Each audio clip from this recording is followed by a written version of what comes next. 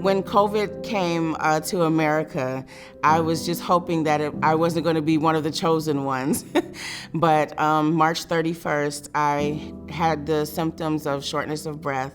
But then the next week, my husband had to go to the hospital. We were off of work and trying to care for children and be safe at the same time. The Kitchen Salon is a natural hair care business giving information and education about natural hair care, and a salon now, and also a handmade products line. The lockdown immediately shut down my husband's job. I was still working part-time, but could not provide any salon services for several months. And when I learned that I did receive the grant, I was elated. After receiving the grant, in January 2021, I was able to operate my business full-time for the first time.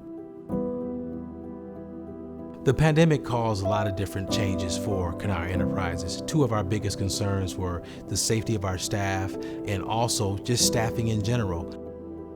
We specialize in commercial and residential property services. So anything inside and outside of a home or office, you name it, we can do it.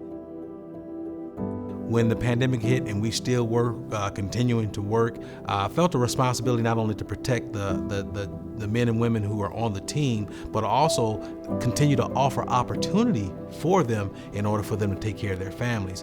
The grant was very helpful for us because what we did for our staff members is we put them on a salary. If they were able to work and there just wasn't work to be done, they still got paid. So the pandemic brought us to a full standstill.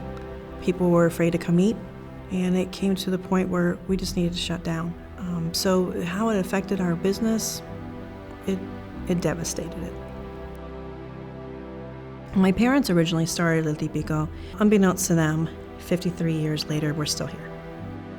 When we had to shut down, my mind started drifting to the staff that I did have.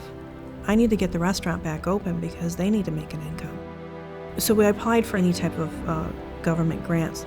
The problem with those, and I'm very grateful for them, but they take time. A couple that we didn't even receive because they ran out of money. Well, we've lost 75% of our business. And when the news arrived that we were accepted and that we were going to receive the grant, we were very, very grateful. My uncle and my father had a barbershop in the 500 block of Nebraska right there. That was in the 50s, actually. There wasn't any place to buy black beauty and barber supplies in the city of Toledo, and still there. When the pandemic hit, it was just off. You just shut everything down, and the light and the gas bills kept going too, so that knocked the wind out of the sail, We couldn't get anything either. Once we did get open back up, certain things we haven't gotten back yet. We got the grant, and that helped out a lot. It helped out a lot, right? It was something that I wanted to do for my dad. He's been in the restaurant business for as long as I can remember, and it was finally time for him to just have a place that he calls his own, After a long search, we settled on downtown just because we like the atmosphere. It helps having offices, different groups within walking distance. The minute they decided to close and people work from home, business was down, I would say about 80%. There was days where I literally had 5-6 people walk through the door all day long. I found out about the grant from the Toledo Chamber of Commerce. When I got approved, actually, I was really excited, and I knew I was going to make it a few more months.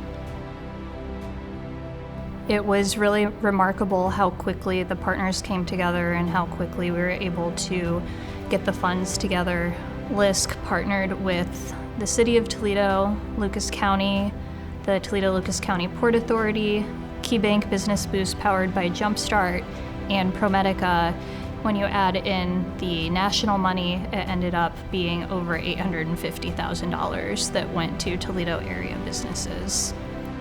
Getting to hear their stories, hearing what they were going through, and the tough decisions that they were having to make, it was heartbreaking at times to feel like we couldn't do enough, but at the same time, I was really honored to be able to help. What was nice about LISC is there was a personal element there. Like, they knew who we were. We're supporting our families. We're scaling our businesses is an alternative to loans and things of that nature, especially being small and getting started. I believe that the pandemic in general has really taught us all to have a whole lot of gratitude for those essential workers. When organizations like LISC invest in small business, they're giving to help support the community. We are still here, and we're very appreciative.